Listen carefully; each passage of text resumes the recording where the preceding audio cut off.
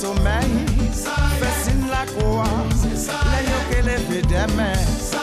Si bien qu'à voler, il a qu'à chercher manger, il a réfléchi, il a dit. Anti-chouille pour ça que non pour y faire des bouillards.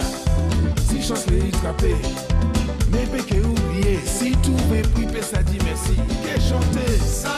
Ou y'a pas d'homme, même un petit morceau, ça rien qui pas bon, je peux arriver contenté. Oui, alors pour ne pas changer, nous sommes à musique tropicale dans l'émission Arc-en-Ciel, l'émission Interview, et pour cause, nous avons en face un monument. Ben, je dis monument, des fois, les gens considèrent que c'est peut-être trop, mais je vais vous dire une chose. Celui-ci, c'est plus que monument. Il se trouvait assis au-dessus du monument de la musique caribéenne, Monsieur Jacob Desvarieux. Bonsoir. Jacob. Alors, quand un animateur de télé reçoit Jacob Desvarieux, qu'est-ce qu'il peut bien dire à ce monsieur-là? Ben, je sais pas, qu'est-ce qu'on dit en général, bonsoir, et puis on pose un tas de questions. Voilà, alors on va essayer de faire le contraire. Considère que tu te poses les questions. Pose-toi une question que je vois comment on démarre. Ben, en général, on me demande de raconter l'histoire de Kassav, parce qu'en fait, voilà. les 30 dernières années, ma vie a été un peu très imbriquée dans l'histoire de Kassav, quoi. Voilà, donc bon, alors je dis voilà, j'ai rencontré Pierre-Édouard Décimus, etc., etc. Voilà, ça c'est le début de Kassav. Ouais. Mais comment est venue une telle idée? Ben, je crois que de nos jours, on dirait que c'était des gens qui étaient un peu mégalos. Il y avait Pierre-Édouard Décimus, Freddy Marshall, tout ça, qui se posaient des questions. Et il faut remettre dans le contexte. En fait, à l'époque, c'était fin des années 70, ouais. Début des mouvements indépendantistes en Guadeloupe. Et donc, ça a amené tout un phénomène culturel. Un tas de réflexion. Voilà, un tas de réflexion. Et puis, Pierre-Édouard, qui était donc musicien d'un groupe qui s'appelait les Vikings, s'est posé la question un jour. Il s'est dit, mais attends, comment je vais expliquer à mes enfants que mon groupe s'appelait les Vikings? Ouais, et que c'est un des groupes les plus connus de la Guadeloupe, quoi. Mais on n'a pas vraiment une tête de viking, donc bon.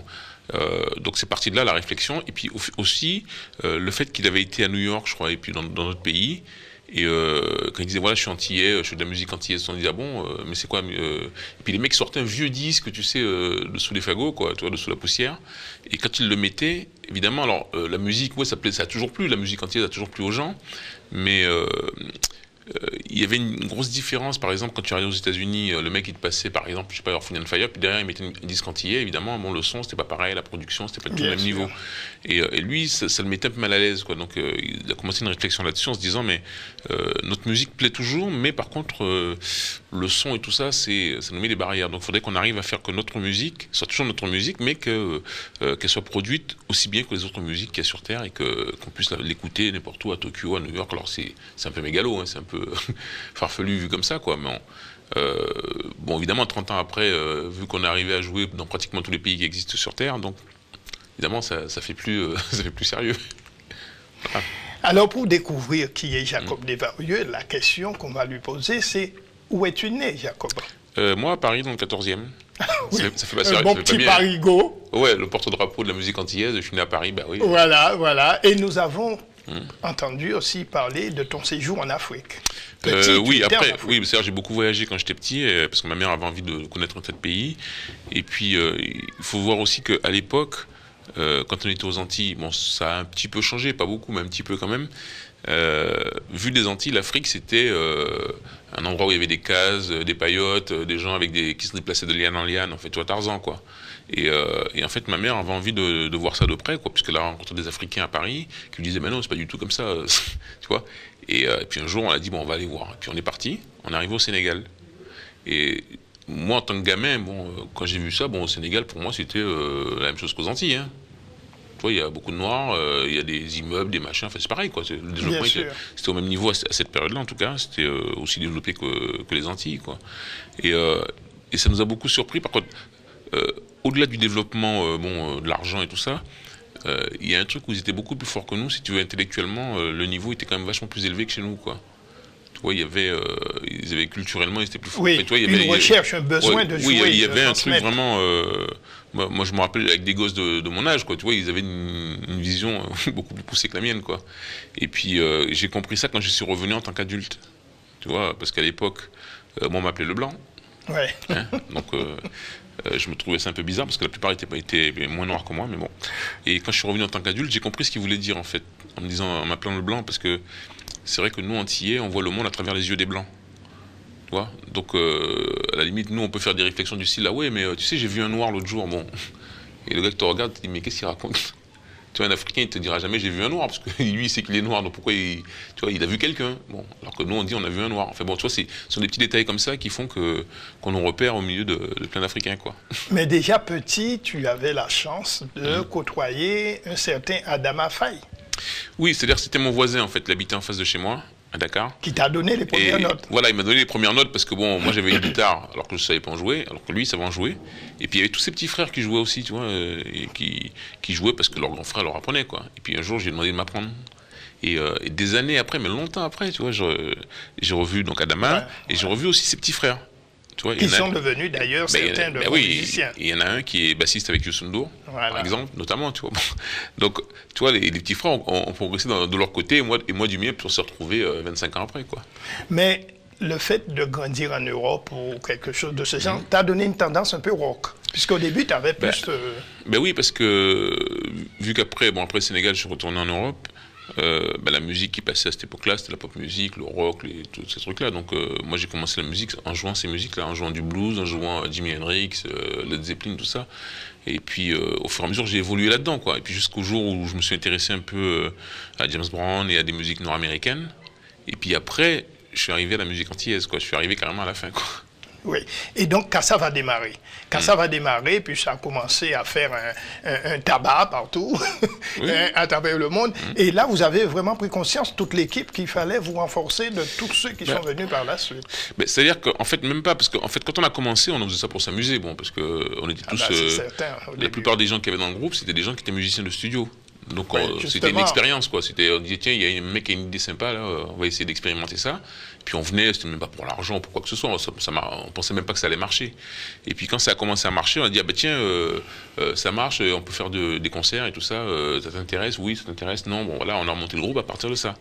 Et puis on a commencé à jouer, et puis au début ça marchait pas bien, au début, hein, les premiers concerts qu'on a fait aux Antilles, par exemple. Que vous soyez bons tous, parce que oui, mais bon. On a beau dire, on a commencé à jouer.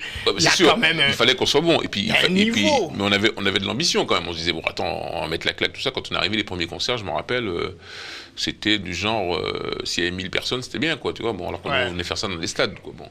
Et en fait, on avait l'ambition de faire des concerts, alors qu'à l'époque, tous les orchestres antillais faisaient des balles. Et nous, on voulait pas faire des balles, on voulait faire des concerts. Bon, et on a réussi à imposer ça avec les années, quoi. Et puis au fur et à mesure, on a eu du succès. Et quand on a eu vraiment du succès, en fait, tu sais, c'est bien, quoi, quand tu as du succès, mais tu calcules pas vraiment. Tu dis pas, ouais, super, là, on a du succès, on va faire ci, on va faire là.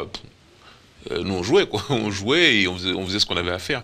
Mais on réfléchissait pas tellement en termes de succès ou pas succès, quoi. C'est qu'on le faisait pour que ça marche, et quand ça marchait, on était content, oui, super. Eh bien, moi, ce que j'avais promis à nos auditeurs, c'est que nous allions parler de Jacob.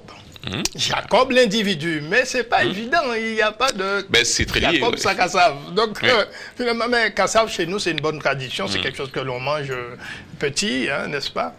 Et Jacob est père de famille aussi. Oui, j'ai 4 enfants. 4 enfants. Ah bah oui. Hein. Dont 2 jumeaux. D'après ma curiosité, j'ai su ça. De 18 ans même. Là, ils sont un peu plus grands maintenant, ils ont 21 ans. Oui, ils ont changé entre-temps. Mais Jacob est genre sentimental encore. Jacob croit dans des choses... oui, je suis comme tout le monde. J'ai été éduqué dans les contes de fées et tout ça. Bon, oui, on y croit tous, mais quand on est confronté à la vraie vie, on se rend compte que c'est beaucoup plus difficile. Ouais. Encore plus quand on fait des métiers où on est censé faire carrière, quel que soit le métier d'ailleurs, qu'on veuille faire de la politique, du journalisme, homme d'affaires, n'importe. Bon, c'est des métiers où on doit faire carrière, ça veut dire qu'on bosse 24 heures sur 24. Même quand on n'est plus au boulot, on n'est plus au bureau, on a encore le bureau dans la tête, quoi. Donc du coup, on a du mal à donner de l'attention aux gens qui sont autour de nous, quoi, aux gens qui nous aiment, et c'est difficilement compatible avec la vie de famille, quoi.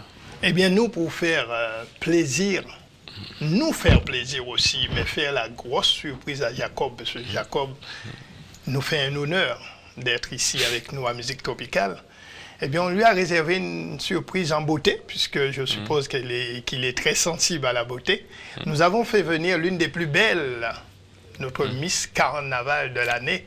Ce n'est pas une mise en déguisement, c'est une Miss Beauté vraiment, qui va venir donc saluer Jacob sur le clip, parce que pour le moment, c'est le clip de Jacob qui va nous entraîner dans l'ambiance cassave à musique tropicale. Ça y est qui pas bon, ça y est qui pas bon, ça y est qui pas bon, c'est graine d'huile qui a fait ça. Ça y est qui pas bon, ça y est qui pas bon, ça y est qui pas bon, c'est graine d'huile qui a fait ça. Ça y est qui pas bon, ça y est qui pas bon, ça y est qui pas bon, c'est graine d'huile qui a fait ça. Nous pas jamais satisfaits de tout ça, bon Dieu cabanou. À Golou est toujours plus en plus. Pas jamais ni assez. Nous qu'à faire boudin plein. Ou pédi ça. Yo des malheureux pas gêné Gauthier. Et chaque jour qu'il lève pour yo merci bon Dieu. Même pour un petit aïe en désirement ce pain qu'il arrive à trapper. Ça y est qui pas bon. Ça y est qui pas bon. Ça y est qui pas bon. C'est qu'elle lyrique après ça. Ça y est qui pas bon. Ça y est qui pas bon. Ça y est qui pas bon. C'est qu'elle lyrique après ça. Où t'en moi dire?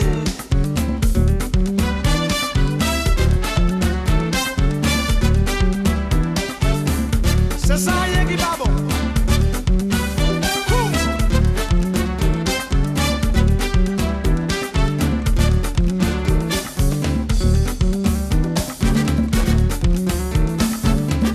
Yes, sir.